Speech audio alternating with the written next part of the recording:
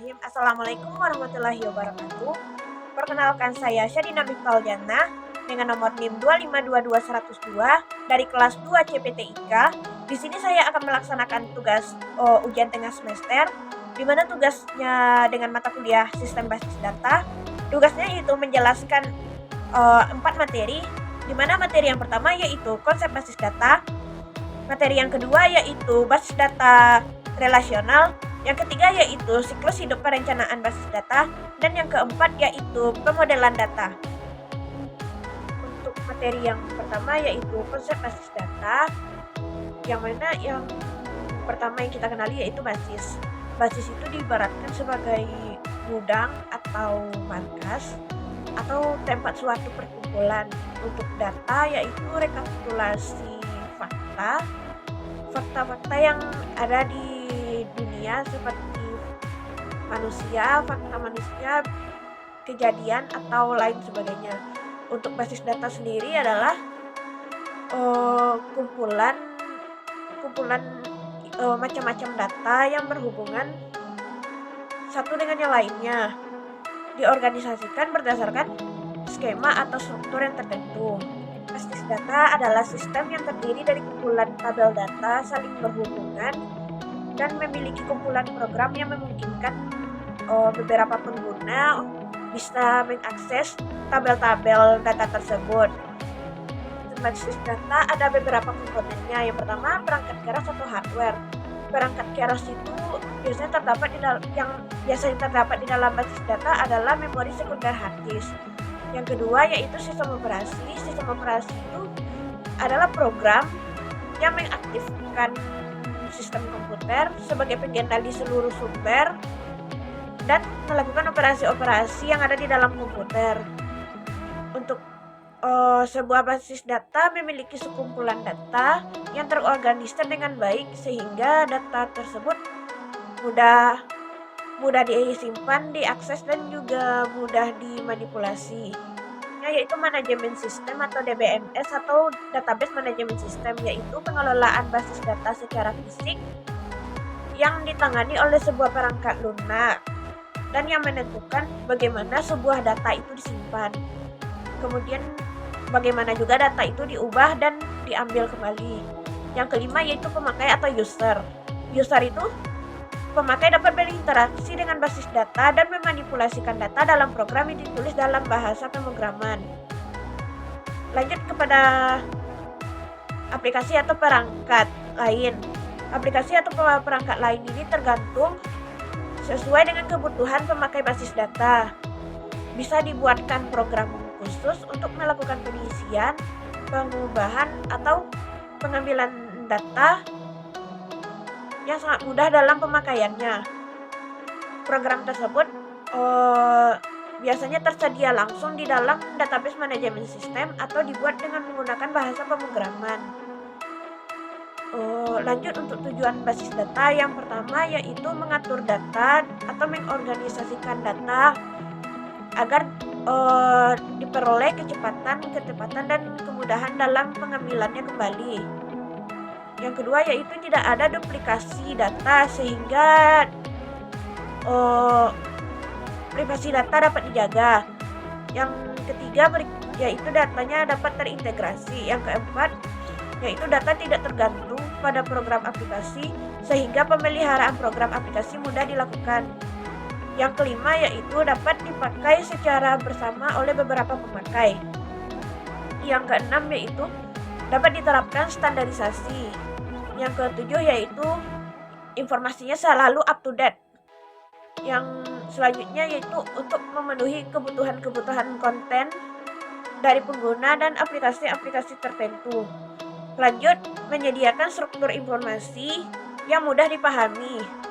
Dan yang terakhir dari tujuan sistem basis data yaitu mendukung kebutuhan pemrosesan dan objektivitas pada manfaat basis data. Yang pertama itu kecepatan dan kemudahan atau speed. Memudahkan kita untuk menyimpan dan melakukan perubahan atau manipulasi terhadap data atau menampilkan kembali data tersebut secara lebih cepat. Yang kedua itu kebersamaan pemakaian atau shareability. Basis data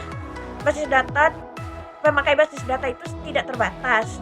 Pengisiannya dapat dilakukan oleh beberapa orang di dalam satu lokasi. Lanjut, pemusatan kontrol data atau kontrol. Data yang akan menjadi terpusat hanya kepada satu tempat. Yang keempat yaitu efisiensi ruang penyimpanan atau space. Tidak adanya redundansi data sehingga efisiensi atau optimalisasi penggunaan ruang penyimpanan dapat dilakukan. Lanjut kepada keakuratan atau accuracy. Pemanfaatan pekodean dengan batasan tertentu yang membuat satu data menjadi unik dan berbeda dengan yang lain. Lanjut ketersediaan atau availability. Karena kepentingannya dalam pemakaian data, basis data dapat memiliki data yang disebar di banyak lokasi.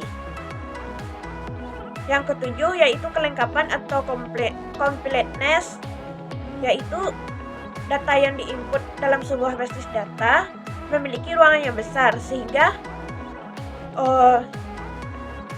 data dapat dimasukkan dalam jumlah yang banyak sesuai dengan kebutuhan pengguna.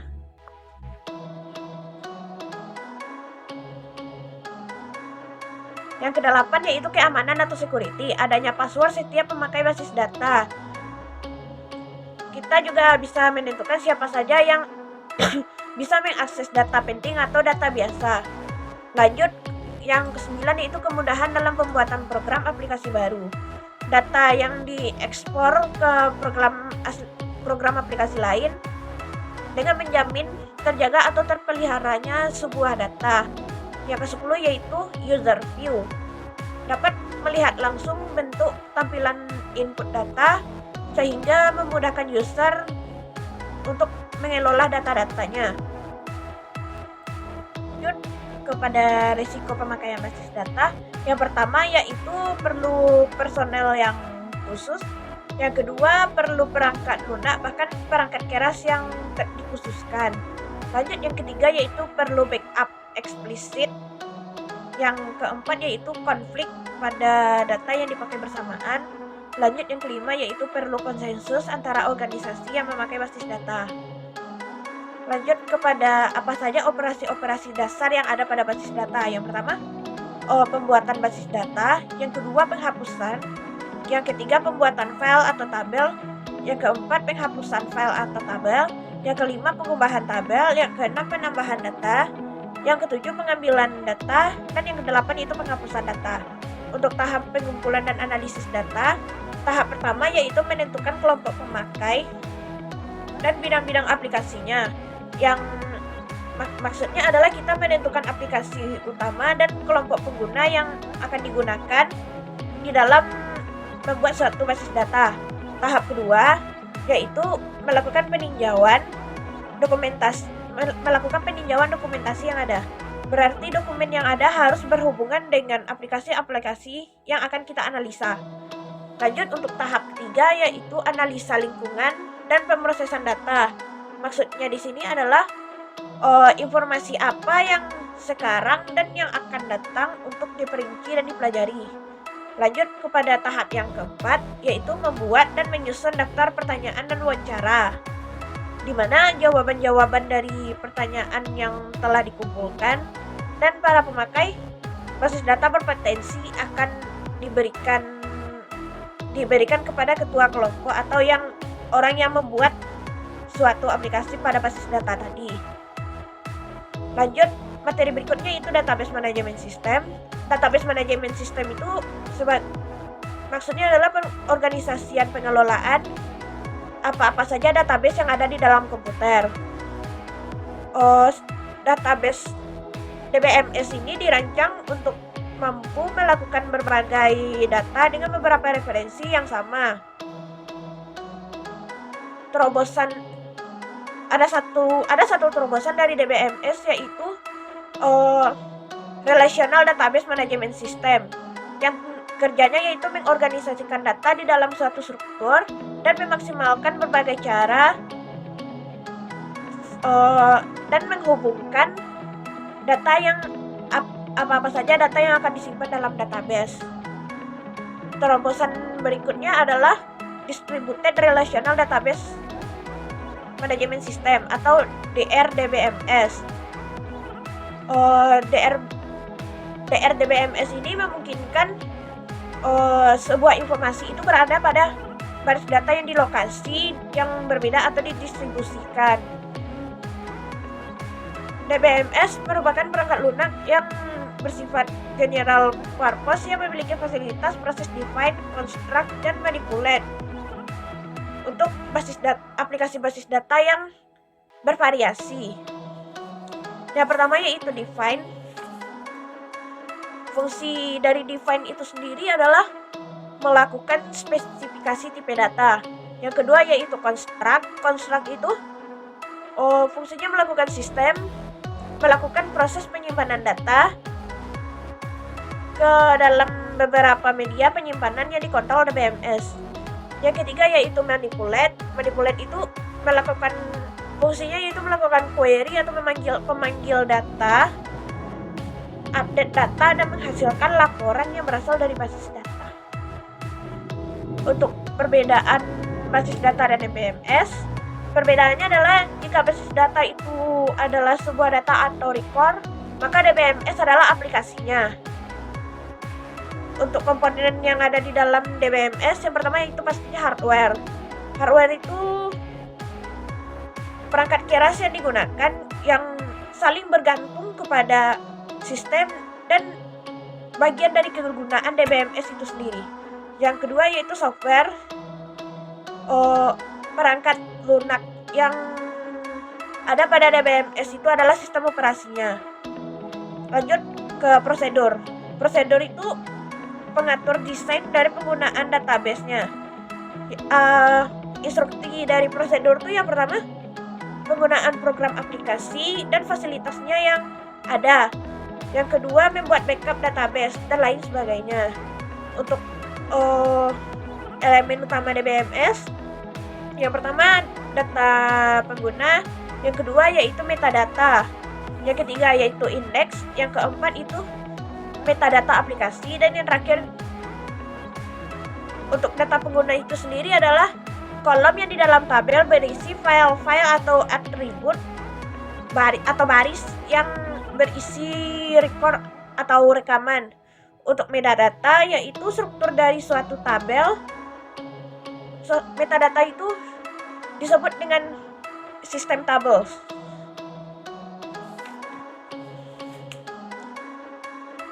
Untuk indeks itu sebagai peningkatan kinerja dan akses suatu database. Untuk aplikasi metadata itu sendiri digunakan untuk penyimpanan struktur dari user forms, report, queries, dan komponen-komponen aplikasi lainnya. Untuk pemilihan database itu ditentukan oleh beberapa faktor. Yang pertama itu faktor teknis. Faktor teknis yang pertama itu jenis-jenis DBMS-nya, yang kedua struktur penyimpanan DBMS, yang ketiga tipe antarmuka dan programmernya, yang keempat itu tipe bahasa query. Untuk faktor ekonominya yaitu biaya penyediaan perangkat lunak, biaya penyediaan, biaya konversi, biaya personalia, biaya pelatihan, biaya pengoperasian, dan biaya pelatihannya. Kedua, paket bahasa yang digunakan dalam pengoperasian arsitektur basis data. Yang pertama yaitu DDL atau Data Definition Language. Data Definition Language atau DDL itu adalah paket bahasa DBMS yang berguna untuk melakukan spesifikasi terhadap skema basis data. Yang kedua DML atau Data Manipulation Language, yaitu paket DBMS yang memperbolehkan pemakalah untuk mengakses atau memanipulasi data sebagaimana yang telah diorganisasikan pada data yang sebelumnya. Untuk dalam bahasa query dikenal juga dengan DCL atau Data Control Language, yaitu bahasa pengendali data yang digunakan dalam melakukan otorisasi terhadap pengaksesan dan mengalokasikan ruang. Yang selanjutnya yaitu SQL atau Structured Query Language, yang pada paketnya tidak semua fitur SQL itu bisa dilakukan oleh vendor software. Untuk tipe-tipe file DBMS, yang pertama itu file induk atau master file. Yang pertama, pembagian file induk itu ada dua. Yang pertama, file induk acuan atau reference master file, yaitu file induk yang recordnya relatif statis. Dan yang kedua yaitu file induk dinamik atau dynamic master file, yaitu file induk yang nilai dari record atau nilai dari rekamannya itu berubah-ubah atau sering dimutakhirkan atau selalu update sebagai hasil dari suatu transaksi. Ya, adapun file yang kedua yaitu file transaksi atau transaction file, yaitu file transaksi ini bisa disebut file input yang digunakan untuk merekam data dan transaksi yang terjadi pada saat sekarang. Misalnya file penjualan yang berisi data hasil transaksi penjualan dan lain sebagainya. Lanjut kepada file laporan. File laporan itu disebut dengan output file, yaitu file yang berisi informasi apa saja yang akan ditampilkan. Lanjutnya kepada file sejarah, yaitu file sejarah itu sama dengan archived file atau file arsip, yaitu file yang berisi data-data yang ada pada masa lalu. Lanjut kepada file pelindung, yaitu backup file, yaitu salinan-salinan yang file-file yang masih aktif di dalam database pada suatu saat tertentu. Lanjut kepada materi yang bab 2, yaitu pengantar basis data relasional. Ya, pengantar basis data relasional itu sendiri adalah cara untuk mengelola data secara fisik agar bisa dimasukkan ke dalam memori. Basis data relasional itu menggunakan tabel 2 dimensi dan yang terdiri atas baris dan kolom. Keunggulan basis data relasional itu sendiri yaitu bentuknya yang sederhana dan mudah untuk melakukan berbagai operasi data. Untuk istilah apa saja yang ada dalam basis relasional, yang pertama yaitu relasi.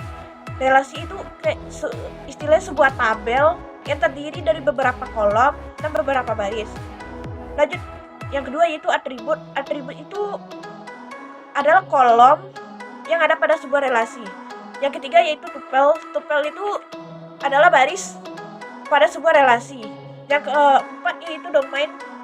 Domain itu kumpulan nilai yang valid untuk satu nilai atau lebih dari sebuah nilai atribut.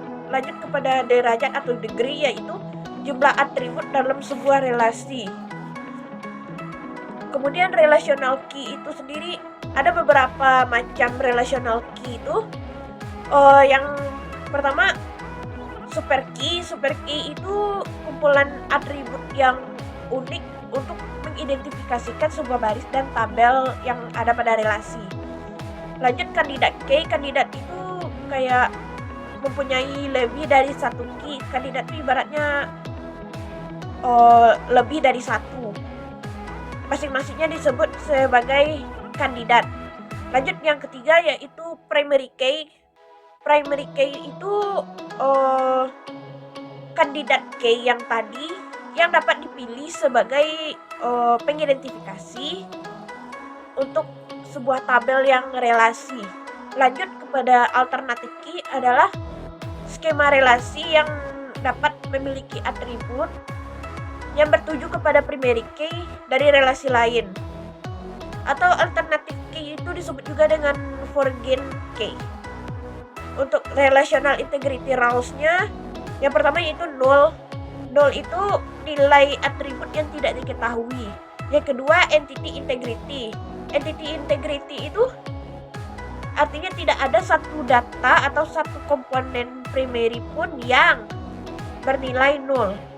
Lanjut kepada referential integrity, yaitu domain yang dapat dipakai sebagai kunci primer bila merupakan atribut yang hanya tunggal pada domain yang bersangkutan.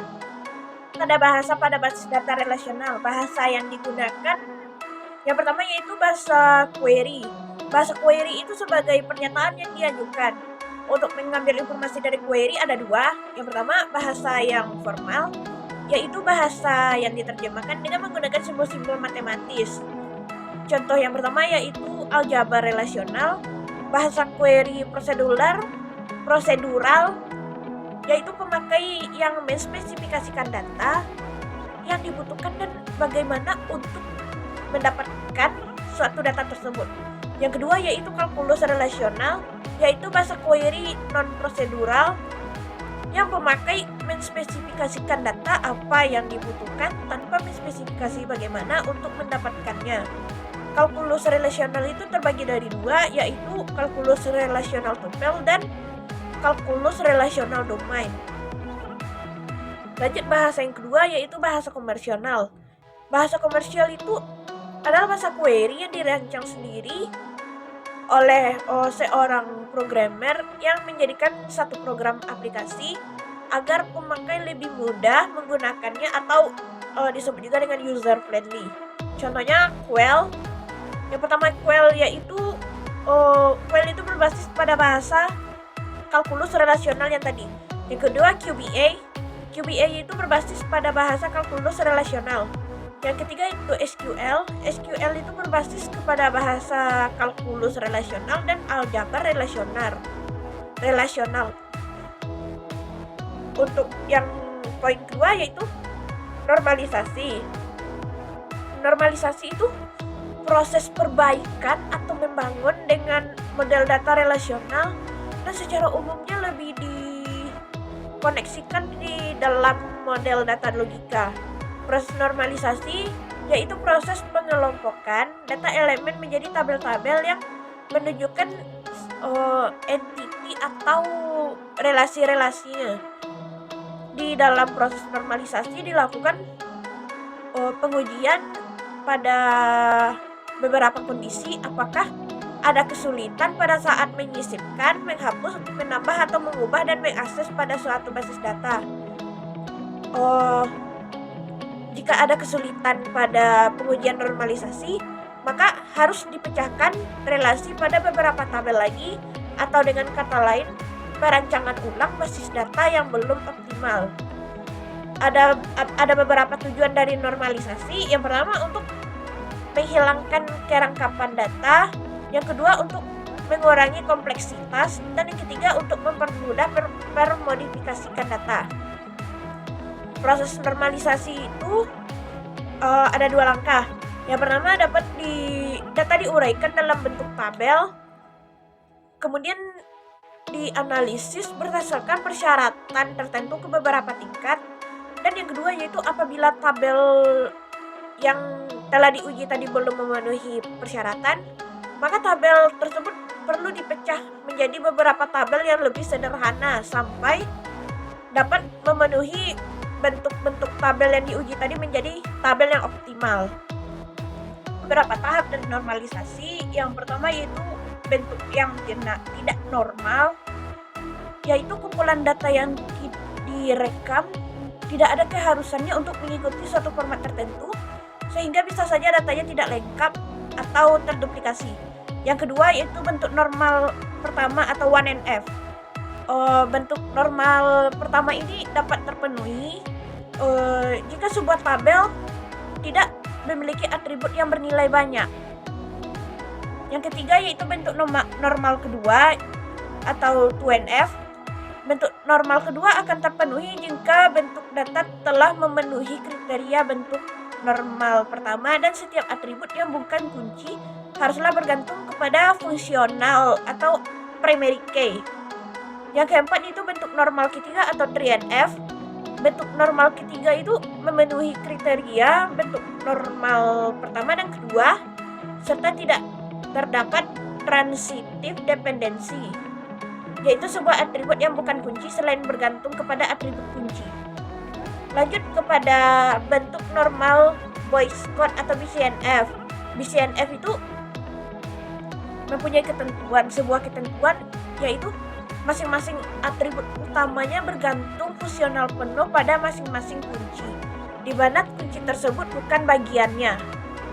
Yang keenam, bentuk normal keempat atau 4NF, jika relasi di dalam BCNF di nomor 5 tadi tidak berisi kebergantungan banyak nilai. Untuk menghilangkan kebergantungan banyak nilai itu, kita membagi relasinya menjadi dua relasi baru. Masing-masingnya berisi dua atribut yang mempunyai dua hubungan yang banyak nilai. Lanjut kepada bentuk normal kelima, yaitu berurusan dengan properti yang disebut join tanpa adanya kehilangan informasi atau lossless join. Pada bab 3, yaitu siklus hidup perancangan basis data. Yang pertama itu perencanaan sebuah database atau database planning. Database planning itu merupakan aktivitas sebuah manajemen yang memungkinkan beberapa tahapan database application dari database application life cycle direalisasikan seefektif dan seefisien mungkin. Terdapat 3 hal pokok yang berkaitan dengan strategi sistem informasi. Yang pertama yaitu identifikasi rencana dan sasaran atau goals dari enterprise, termasuk tentang sistem informasi yang apa-apa saja yang dibutuhkan. Lanjut, yang kedua yaitu evaluasi sistem informasi yang ada untuk menetapkan kelebihan dan kekurangan yang dimiliki. Yang ketiga itu penaksiran kesempatan IT yang mungkin memberikan keuntungan kompetitif. Pada definisi sistem atau system definition, yaitu menjelaskan apa saja batasan-batasan dan cakupan dari aplikasi database dari sudut pandang user yang utama, yang apa saja yang didefinisikan seseorang user view yang utama. User view mendefinisikan apa yang diwajibkan itu, diantaranya yaitu aturan kerja yang khusus, kemudian area aplikasi enterprise, kemudian aplikasi database, dapat memiliki satu atau lebih user view, identifikasi user view, dan user view juga membantu dalam pengembangan aplikasi database. Lanjut kepada database design. Tujuannya adalah mempresentasikan data dan relationship antar data. Lanjut, menyediakan model data yang mendukung segala transaksi yang diperlukan pada data, dan menspesifikasikan desain minimal yang secara tepat disusun untuk memenuhi kebutuhan performa yang ditetapkan pada sistem. Pendekatan yang ada di dalam desain database, yang pertama top down. Yang top down itu diawali dengan pembentukan model yang berisi beberapa entitas high level dan relationship, yang kemudian menggunakan pendekatan top down secara berturut-turut. Lanjut kepada bottom up. Bottom up itu dimulai dari atribut dasar. Yang ketiga yaitu inside out.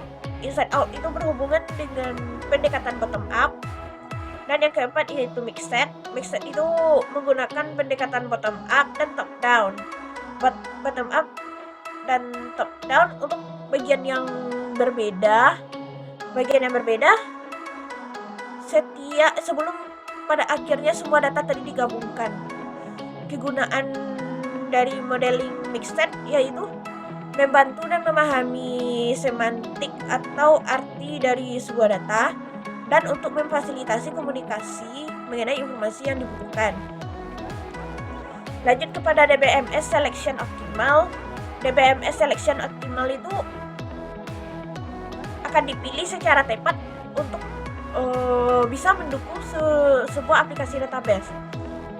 Tahap-tahap utama untuk memilih DBMS itu, yang pertama mendefinisikan terminologi studi referensi, yang kedua itu mendaftar 2 atau 3 produk, yang ketiga evaluasi produk, dan terakhir yaitu rekomendasi pilihan dan laporan produk. Pada desain aplikasi atau application design, yang pertama yaitu transaction design, yaitu suatu aksi dari serangkaian aksi yang dilakukan oleh user tunggal atau program aplikasi yang mengakses atau merubah isi dari apa saja yang ada di dalam database. Karakteristiknya ada 5, yaitu data yang akan digunakan oleh transaksi, kemudian karakteristik fungsional dari transaksi, habis itu output transaksi, kemudian keuntungannya bagi user, dan tingkat kegunaan yang diharapkan. Terdapat 3 tipe transaksi. Yang pertama, retrieval transaction yang digunakan untuk pemanggilan sebuah data untuk ditampilkan di layar atau menghasilkan sebuah laporan. Yang kedua yaitu update transaction. Update transaction digunakan untuk menambahkan record baru, menggunakan record baru, menghapus record lama, dan memodifikasi record yang sudah ada di dalam database. Kemudian mixed transaction yaitu pemanggilan dan perubahan sebuah data. Untuk prototyping atau secara optimalnya, tujuan dari prototyping itu sendiri, yang pertama untuk mengidentifikasi fitur, yang kedua untuk memberikan perbaikan-perbaikan, yang ketiga untuk klarifikasi kebutuhan user, dan yang terakhir itu evaluasi feasibilitas.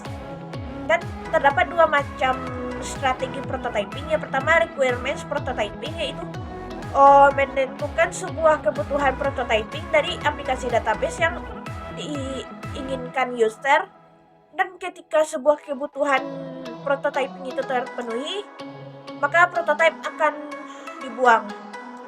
Lanjut kepada evolutionary prototyping, yaitu digunakan untuk tujuan yang sama. Perbedaannya, prototype tidak dibuang, prototype itu tidak dibuang, tapi dengan pengembangan lanjutan yang menjadi database yang akan digunakan. Untuk implementation yaitu realisasi fisik dari database dan desain aplikasi. Implementasinya yaitu yang pertama DDL membuat skema database, yang kedua DDL user view, dan yang ketiga itu 3GL and 4GL untuk membuat program aplikasi. Lanjut kepada data conversion and loading, yaitu sebuah pemindahan data yang ada akan dimasukkan ke dalam database yang baru dan mengkonversikan aplikasi yang ada agar dapat digunakan pada database yang baru. Kemudian testing itu kayak sebuah proses percobaan atau eksekusi program aplikasi dengan tujuan testing itu sendiri untuk menemukan atau mencari sebuah kesalahan. Operational maintenance yaitu program pengawasan dan pemeliharaan sistem setelah instalasi, meliputi pengawasan, pemeliharaan, dan penggabungan. Untuk sebelum adanya sistem basis data, sistem yang digunakan untuk mengelola semua data itu adalah sistem file atau dikenal juga dengan file based. File based system itu adalah kumpulan dari sebuah program aplikasi yang berfungsi untuk menghasilkan laporan untuk pengguna. Prinsip perancangan basis data yaitu penyatuan antara satu file dengan file yang lain. Hal yang perlu diperhatikan dalam merancang database, yang pertama itu memiliki perspektif globalnya. Yang kedua yaitu menggunakan perancangan atas bawah. Perancangan itu harus dimulai dari yang atasnya atau dimulai dari pimpinannya terlebih dahulu. Untuk kepentingan sebuah program, apabila ada permasalahan dari dalam organisasi, maka menyimpulkan bahwa timbulnya permasalahan dari sisi yang terpandang. Kemudian memberikan informasi secara selektif. Lanjut yaitu memberikan database yang berbeda untuk memanajemen data yang berbeda. Yang terakhir itu jangan menggunakan file yang ada. 4 yaitu pemodelan data. Basis data relasional itu kan mempunyai struktur data. Jadi struktur data, integritas data, dan memanipulasi datanya. Untuk basis data relasional itu sendiri memiliki variabel versus value. Variabel itu adalah sebuah relasi yang skemanya terdefinisi, dan value itu adalah nilai-nilai yang terkandung di dalam suatu relasi pada suatu waktu, atau disebut juga value itu dengan instan. Berdasarkan keberadaannya, relasi itu terbagi atas 3. Yang pertama itu base relation, yaitu skemanya terdefinisi dan benar-benar ada pada sebuah basis data. Yang kedua yaitu derived relation, yaitu relasi yang diturunkan dari relasi lainnya dengan menggunakan ekspresi relasional.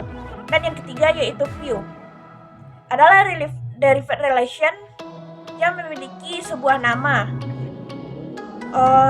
Bahasa yang ada pada basis data relasional, yang pertama itu bahasa formal. Yang pertama itu bahasa query, terjemahannya di dalam simbol-simbol matematis. Contohnya aljabar relasional, yaitu pemakai menspesifikasikan data apa yang dibutuhkan dan bagaimana cara mendapatkannya. Yang kedua yaitu kalkulus relasional atau non-prosedural, yaitu menspesifikasi data. Yang ketiga itu bahasa komersial. Bahasa komersial itu bahasa yang dirancang sendiri oleh seorang programmer menjadi satu program. Aplikasi akan pemakai lebih mudah menggunakan atau user friendly, atau disebut juga pemakai sahabat atau mudah dipakai kali ya. Pemodelan data tuh adalah kumpulan dari catatan atau potongan dari pengetahuan atau sebuah data, juga memiliki penjelasan dari jenis fakta yang tersimpan di dalam basis data tadi.